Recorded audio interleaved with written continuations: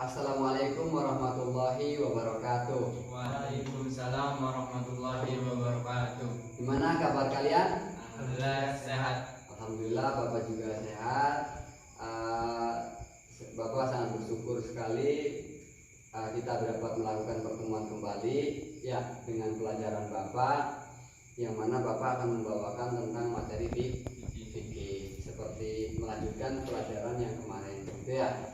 Ya, namun sebelum kita melanjutkan pelajaran ini, alangkah lebih baiknya kita awali dengan membaca doa dulu, dengan harapan semoga pembelajaran kita pada hari ini dapat berjalan lancar, kemudian manfaat bagi kita semua. Amin Allahumma amin.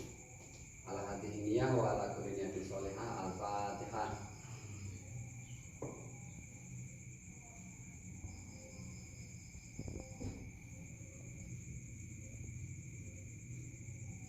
Baik teman-teman, sebelum Bapak menjelaskan materi Bapak pada pertemuan kali ini, Bapak sedikitnya akan merefleksi terhadap pemahaman teman-teman dari apa yang telah Bapak sampaikan di pertemuan kemarin.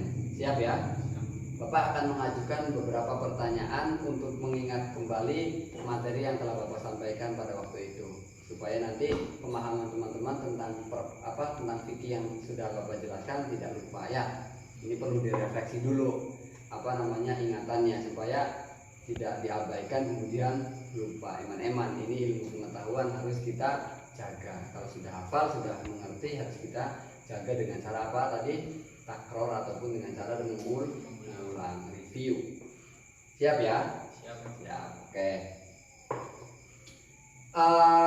Kemarin kita menjelaskan tentang berbagai macam hukum di dalam Islam, begitu ya. Coba yang ingin Bapak tanyakan adalah, ini hanya sekedar review saja, refleksi saja. Ada berapa sih hukum Islam itu? Sumber hukum Islam itu ada berapa? Saya Pak, yaitu wajib. Ada berapa dulu dong? Kan Bapak tanyanya ada berapa? Oh iya, ada 5. Yang sebutkan. Yang pertama itu wajib, sunnah, terus makruh, haram, mubah. Oke, tepuk tangan untuk Saudara Aziz yang bisa menjawab ini. Upload ini sangat penting loh ya. Ini untuk menambah semangat dan juga motivasi siswa agar kedepannya lebih semangat lagi dalam belajar. Oke, siap.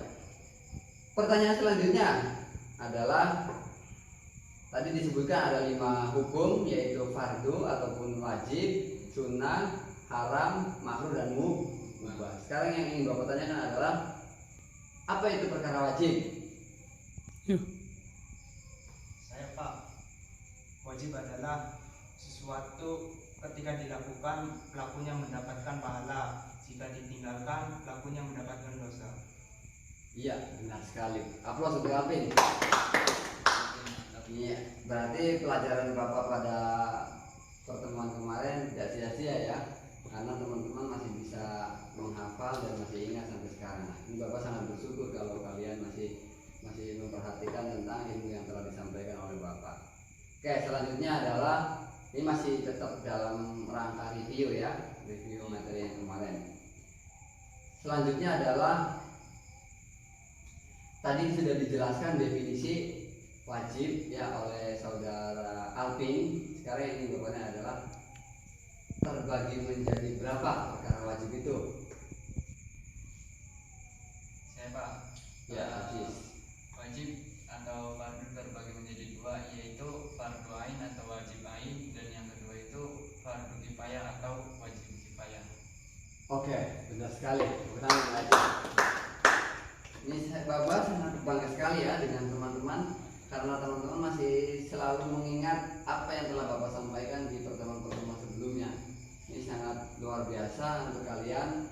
Bapak sangat senang kalau melihat kondisi kalian terus seperti ini, semangatnya tidak luntur, dan juga motivasi belajarnya tinggi.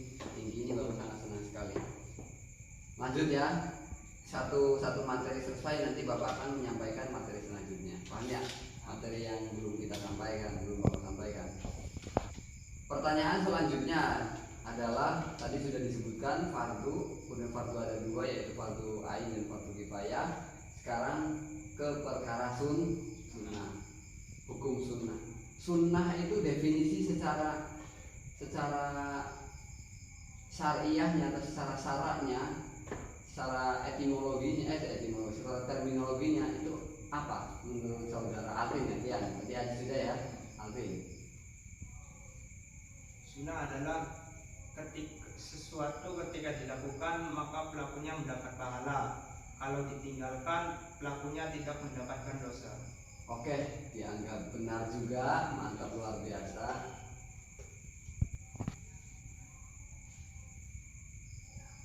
Selanjutnya saya ingin bertanya kepada Aziz ya. Tadi kan sudah kepada Alvin tentang sunnah, sekarang Aziz. Aziz, coba kamu jelaskan pengertian daripada mubah. Ya Pak, Iya. mubah itu adalah sesuatu yang jika dilakukan ataupun ditinggalkan itu tidak mendapatkan pahala ataupun dosa. Oke, benar. Cuma nanti kalimatnya atau kosakatanya di ini lagi ya, disusun lagi supaya lebih rapi ya, gitu ya. Iya Pak. Ya nggak apa-apa sih, tapi intinya substansinya tetap sudah bisa mencukupi menurut saya begitu. Oke, kita aplaus dulu untuk Aziz. Kemudian perkara wajib sudah, sunnah sudah, mubah sudah, berarti masih ada dua perkara lagi ya, yaitu haram dan makruh. Sekarang cepet-cepetan saja ya, cepet-cepetan. Saya tidak akan menunjuk ke salah satu di antara kalian, tidak akan, cuman kalian yang dengan semangat sendiri, dengan inovasi sendiri ingin menjawab ya, tidak usah ragu, tidak usah malu, paham ya? Langsung saja kalau kalian merasa kalian bisa langsung jawab gitu ya. Oke, ini pertanyaan rebutan nih. Apa yang dimaksud dari hukum haram atau definisi secara terminologi daripada hukum haram? Siapa yang bisa menjawab? Ya Pak, saya Pak. Oh ya. Jadi haram itu adalah suatu yang wajib ditinggalkan dan apabila dikerjakan yaitu mendapatkan dosa, dan jika tidak dikerjakan mendapatkan pahala. Contohnya apa? Contohnya yaitu minum arak Pak, karena jika minum arak itu wajib ditinggalkan, dan jika ditinggalkan mendapatkan pahala. Kalau dilakukan Mendapatkan dosa. Jadi pada intinya berarti yang Bapak pahami dari jawaban Aziz ini bahwa haram itu merupakan sebuah lawan daripada Wajib. Jadi sifatnya kontradiktif dengan wajib, bertolak belakang ya. Kalau wajib itu kalau dilakukan dapat pahala, ditinggal dapat dosa. Kalau haram kebalikannya, ditinggalkan mendapatkan pahala, ditinggalkan mendapatkan dosa. Nah, ini sisa satu nih, Alvin harus bisa jawab ini yang terakhir ya. Untuk pertanyaan yang terakhir, ya nggak harus Alvin, yang Aziz juga terserah mau jawab juga nggak apa-apa. Cuman sebisa mungkin Alvin harus bisa jawab ya, karena tadi sudah direbut oleh Aziz yang poin haram ini. Jadi poin makruhnya harus bisa dijawab oleh Alvin. Coba sebutkan definisi yang jelas dan bisa dipahami terkait perkara makruh atau hukum makruh. Saya Pak. Alvin, silakan. Makruh itu apabila ditinggalkan sesuatu yang ditinggalkan, sesuatu yang dianjurkan untuk ditinggalkan. Apabila ditinggalkan mendapatkan pahala, apabila dilakukan tidak mendapatkan dosa. Apabila dilakukan tidak mendapatkan Dosa. Oke, benar ya, jawabannya benar. Bukan untuk Alvin. Jadi, tapi semuanya juga hebat menurut Bapak. Kalian juga semuanya masing-masing mampu untuk menjawab pertanyaan-pertanyaan dari Bapak ya. Dari awal sampai akhir kita review semuanya terjawab. Alhamdulillah, ini Bapak sangat bersyukur sekali. Tidak ada poin-poin yang ditinggalkan. Ini kalau ada pun yang ditinggalkan ya, dengan adanya review ini insya Allah dapat mengingat kembali hafalan-hafalan kalian, pengetahuan kalian di minggu kemarin. Tapi nyatanya tadi sudah Bapak tes satu persatu, alhamdulillah tidak ada yang lupa. Jadi inilah yang ke depan akan Bapak tekankan. Setiap pelajaran Bapak nanti akan Bapak lakukan review dari pertemuan sebelumnya. Terus seperti itu nanti ke depannya, paham ya? Jadi di pertemuan sekarang review minggu lalu, di pertemuan minggu depan review pertemuan sekarang. Seperti itu terus supaya tidak terjadi lupa. Karena memang ilmu itu bisa tetap dengan cara apa? Kita takror atau diulang. Kalau hanya sekali ya kemungkinan bisa lupa. Ya diulang-ulang saja itu masih banyak yang lupa. Maka penting sekali ulang-ulang itu ya untuk menghindari sifat lupa. Karena memang lupa itu tidak bisa dihilangkan dari watak manusia. Ya karakter manusia itu memang perlu lupa. Ya. Tuh. Oke. Review pada pertemuan kali ini Bapak rasa cukup ya. Bapak akan melanjutkan ke materi selanjutnya, yaitu tentang toharo. Apa itu toharo? Toharo bersuci. Oke. Apa itu toharo? Definisinya apa toharo? Secara terminologi, kalau secara etimologi bahasa jelas ya, namanya toharo bersuci. Tapi kan harus ada definisi yang konkret ya, yang komprehensif, konkret dan juga bisa dipahami. Toharo di dalam kitab Mabul Fikih ini dijelaskan definisi secara istilahnya atau secara terminologinya adalah fi'lu ma la tasihhu shalat illa bihi ka izalatin najasah wal istinja'i wal wudu'i wal ghusli wa tayammumi, yaitu adalah sebuah perbuatan yang menjadi menjadi titik acuan sahnya sholat, yang menjadi tolok ukur sahnya sholat. Jadi ketika perkara itu dilakukan maka sholat bisa sah. Tapi ketika perkara itu tidak dilakukan maka sholat tidak sah. Paham nih? Jadi paham nih? Ini bahasa Jawanya keluar nih Bapak nih. Ini Bapak memang asli orang Cirebon ya, orang Jawa. Jadi bahasanya asli bahasa Jawa. Ini nggak apa-apa. Kalian orang Jawa kan? Iya. Paham bahasa Jawa kan? Paham. Awas orang Jawa nggak bisa bahasa Jawa, ini terlalu banget, ini sangat keterlaluan. Nanti belajarnya jangan pikir, tapi belajar bahasa Cirebon nantinya. Iya. Oke, melanjut ke ini ya, tadi pembahasan Bapak. Apa itu toharo? Secara terminologi bahwa toharo adalah segala sesuatu yang mempengaruhi ataupun yang berdampak besar pada kesahan sholat, yang menjadi tolok ukur, titik acuan sahnya sholat. Dimana ketika perkara itu benar maka sholat sah, tapi ketika perkara itu tidak benar maka sholatnya tidak sah. Artinya menjadi titik tumpu daripada sahnya sholat itu. Seperti contohnya apa sih? Menghilangkan najis, terus istinja, cebok, kemudian wudu, mandi dan tayamum. Orang nggak wudu, nah ini wudu ini menjadi tolak ukur ini. Kalau tidak wudu ya nggak sah, kalau wudu ya sah, kan gitu ya intinya ya.